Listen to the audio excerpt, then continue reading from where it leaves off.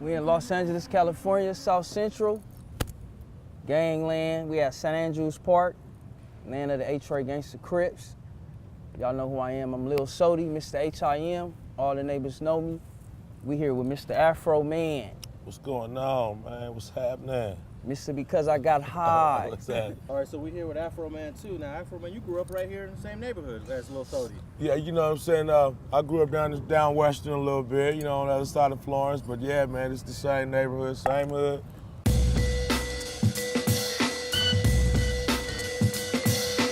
So was it known as North Side, the part when you was there? Yeah, in yeah. The 80s? Yeah, the part where, you know what I'm saying? They started calling it that. At first it was all A-Tray, but then, you know, everything was West Side, you know, from what I was knowing, you know, I don't know. But then pretty soon they start saying, we from the North Side, you know. My big homie started saying, you know, we from the North Side, you know, I started going, I'm from North Side, 83rd. And what elementary school did you go to? Raymond. And what was that like? It was, so, you know, some of my best hip hop and LA West Coast memories, you know, come from that little, you know, elementary school, you know. So there's a lot of little rapping going on, and a lot of battling? Yeah, it's where I learned how to rap. K-Day, you know, they was making hip hop in New York, but the radio station that was devoted to hip hop was in LA. We always had some New York stuff in mind when rap went down. Oh, the Kango, oh, the rope chain, the untied sneakers, or just, you know, some kind of sneakers that went with the jumpsuit. Yeah. Rappers had a look before, you know, the gangsters got involved. Rappers used to have their own look. So New York rappers was blowing up in LA. K-Day was the outlet. Greg Mack. Yeah, Mac Attack. Yeah, you gotta go listen to a song I got called LA off an album called LA. What year was that? That's gonna be 86, 87. Okay. You know? Now in 86, 87, Lil Sodi, you was just a young buck. Yeah, I was a young buck still I was in the garage actually, boxing. Pops had us in the garage at that time, getting ready for the streets, you know what I'm saying? That's Big Sodi. But you didn't go to Raymond Elementary? No, I went to 74th Street School right here on the far west, on 74th and Van Ness. I was like in the hip hop era because crisscrossing it was out, and you know what I'm saying, people was wearing their shit backwards, you know what I'm saying, at school, and you know what I'm saying, the fly Jodeci jackets, jean jackets and all that painting on. But shit, back then it was a lot of like, that's where niggas was really starting to gangbang though. Like really hear A-Tray Gangster and Rolling 60s and Inglewood Families and all of that. Cause that's all right there, you feel me? And we're talking about the 90s though. Yeah. For you. All right, let's go back to in 86, 87, you said that was your first song? Yeah, 86. I wrote a song called Harry Carey. It was a parody off of Lottie Dottie. I never wrote a rap before, so I used Slick Rick as a blueprint, you know what I'm saying, to figure out how to write it. And so it was this girl, she was ballin', she had some nice clothes and everything, and she used to pick on all us other kids. I joke, I say, she must have got her keys from Rick first, because they was, you know, they had a tight stuff, and she'd pick on everybody, and all I could do was exaggerate about the hair on her face. Her name was Carrie. Her name was Harry, so I wrote Harry Carey instead of Lottie Dottie, and wrote my first little interpolation, wrote my first rap song over there at Raymond Elementary. Now there's gonna be a lot of people that are too young to know that Lottie Dottie was the biggest song of 85. Right. One of the biggest rap songs of the year. So you took that beat, you sampled it, and did your own song. I did my own song. And it's like, you know, kids didn't know what no interpolation was. Like, I wasn't using the lyrics from Lottie Dottie. I was using the Lottie Dottie flavor. I was coming the Lottie Dottie way, but it was all original lyrics. Harry Carey ate her own cherry. That's why her lips are very, very hairy. They say, you know, they say you pussy hairy lips. So, you know, everybody would gather around and tell me to bust it. You know, like, they went crazy because she picked on everybody. She was like a cute Shanae. She was crazy. She went hard on everybody. And when I busted on her, everybody tripped out because rapping was a craze. If you attempted to rap back in the late 80s, people would gather around you like breakdancing. It was a craze. Yeah. So when I got up on the park bench, I was like, Harry Carey. My homeboy started beatboxing. Harry Carey. Kids started running. Teachers thought it was a fight. Harry Carey. Hey. Harry Carey ate her own cherry. That's why her lips are very, very hairy. Yeah, I was yelling that shit out, man. Everybody went crazy. So you never recorded it? I did eventually later. Yeah. But in the 6th grade, everybody would just tell me to bust Harry Carey. You know, she hit me up on Facebook the other day, like, what's up? Hey, this is Harry Carey. You know, everybody remembered that song. They knew I did it. They just told me to do it again. I didn't have I do it on my little radio, recorded on the tape. So she pretty much started your career, basically. Yes, she did. Yes, she did. Yeah. Harry Carey. Thank you, Carey. Do you remember your first song, whether you recorded it or not recorded it, that was a complete song that you started to spit? Yeah, I really didn't start writing raps until I got to prison. You know what I'm saying? So when I began to write raps, I began to bring people on the prison yard out.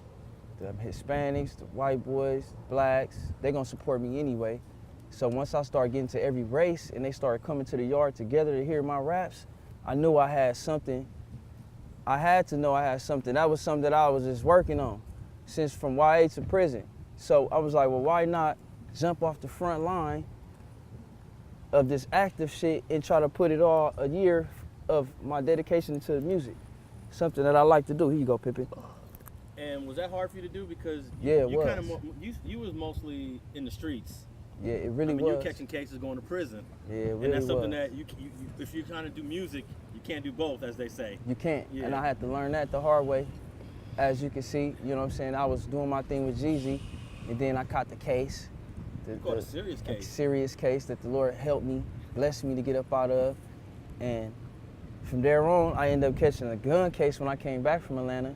It like slowed me down a little bit. The jail shit really do. And I'm letting y'all know, if you're trying to rap, you cannot mix the banging with this rap shit, because especially if you're young, and if you still trying to make a name for yourself, it ain't gonna work, because your homies is gonna be hating. If you start shining, they're gonna be like, oh, this nigga ain't coming to the set, you ain't been in the set, you ain't been doing nothing, well, you can't do it. See, I was able to do it because I was banging before the rap shit. I done been to the halls, camp, YA, prison, then I started, you feel me? So I had a fan base already, which is the streets. Now, AfroMan, how did you avoid some of the stuff that Lil Sodi had to go through? You grew up in the same environment. Yeah. Well, you know, my dad, I was going to Horseman. And, you know, like, I was just about to get jumped in the bathroom. And they said, I think they called it the Whittier earthquake. Whittier Narrows earthquake.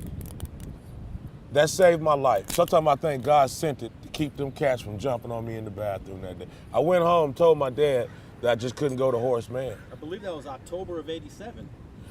Okay. You know, it's been a long time. It's many blunts, many 40s ago. So I can't pinpoint it, brother. Yeah. But that's the way I'm going to pinpoint it. That I was about to get jumped right before when that earthquake jumped off that morning. In that morning. That's how I remember. And I went, after that earthquake, everybody went crazy, and I needed that. I went home, and that was just enough chaos for me to tell my dad. And what I wanted my dad to send me to some school in LA where all the A-Trays went. Then I could go to school with the homies. But he flipped the script on me. He moved me up out of LA, period. And you know, I didn't want that. He went straight to Palmdale and was like, yeah, now. You know, in the middle of the desert, only black on the block, nobody want to holler at me, sit your ass in the house.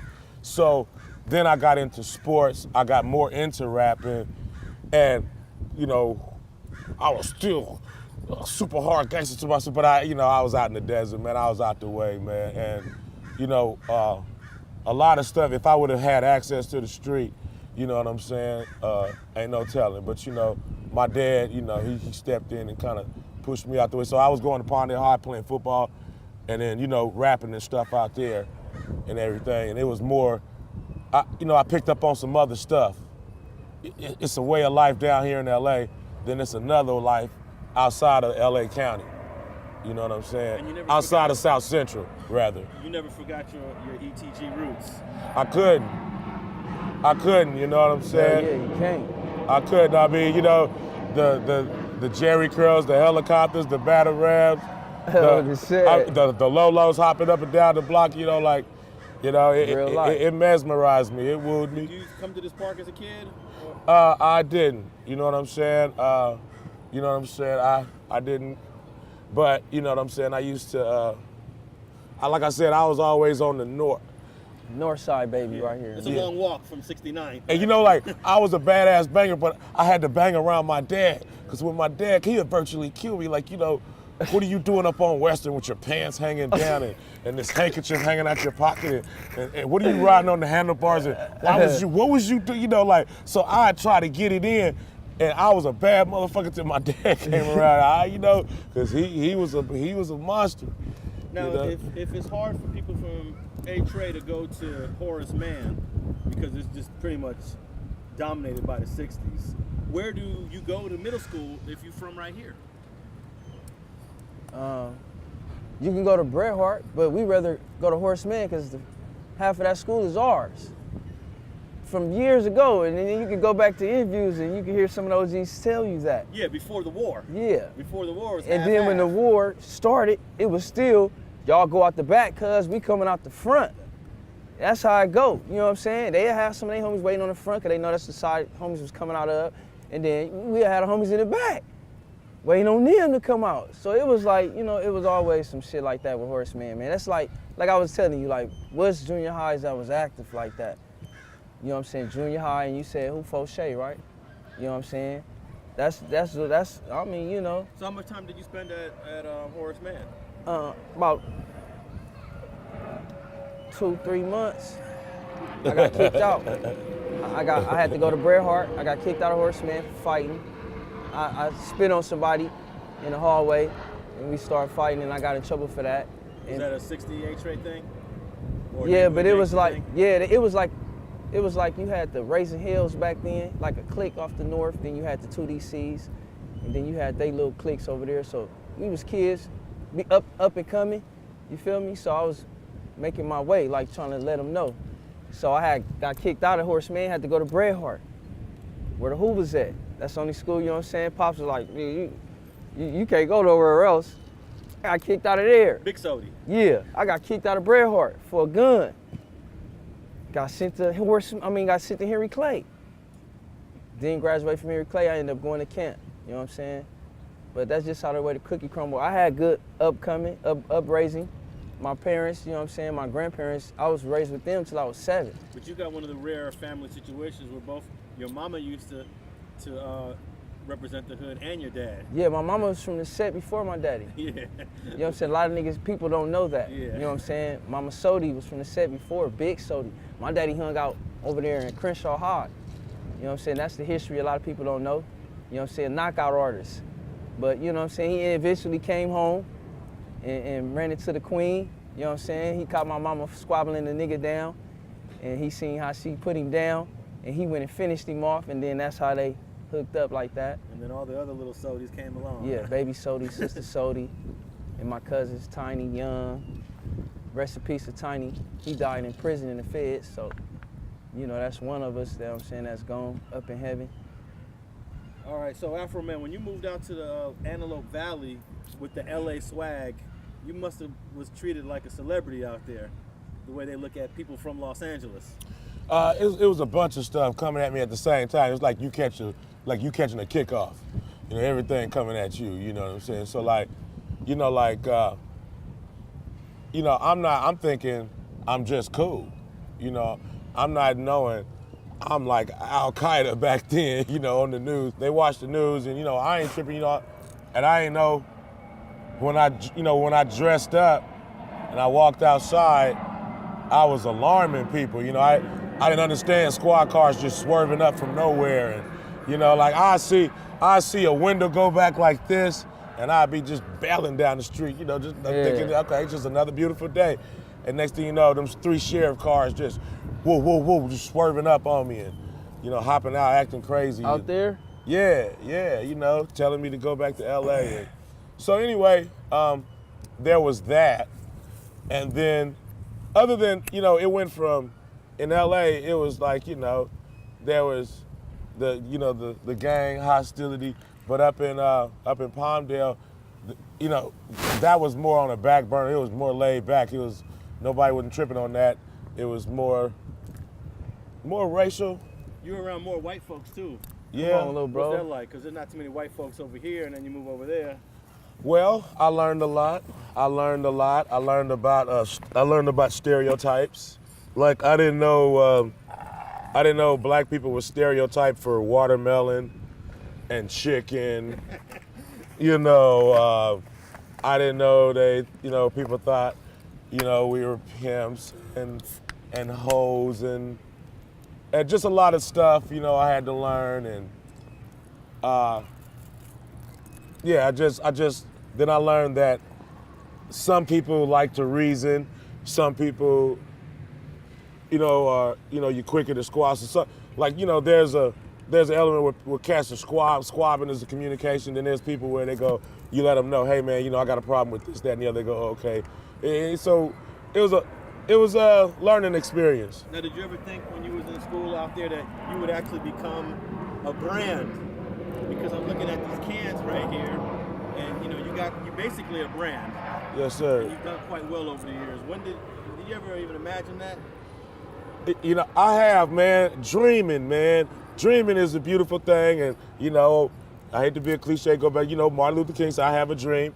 The Bible said, "Without a vision, we perish." One thing a ghetto boy can do, while that helicopter flying around the house, light coming through the window, he can't stop you from dreaming. You can dream. I'm in South Central, but that brain can pop up and get on out of there. You can imagine everything. And one thing rappers help me do, they help me dream. I got bodyguard, 2 big cars, definitely ain't the whack. He had holes in his t-shirt while he was singing that shit. He was dreaming, but we liked it. Talking about he had a Lincoln Continental. Yeah. Tell us about the boom boom room. What's wrong with a dream? You know what I'm saying? So I dream. And Run DMC, LL Cool J, all them cats, they helped me dream. Too Short, so he'd be like, baby, that's my town. When all the tops come down. Then I was in a convertible with him. Now, since it's coming through my speaker, it's got some music behind me, he taking me with him. I can live vicariously with him. He taking me out the ghetto. I ain't in the ghetto no more. I'm in the Benz with Too Short. Straight from the West. Oakland, so like, yeah, I dream. Thanks for watching StreetGangs.com. Please like and share the video you just watched and leave a comment below to tell us what you think. You can also watch 2 of our previous episodes to the right. Please visit the link to our Patreon page and support our campaign. And don't forget to subscribe.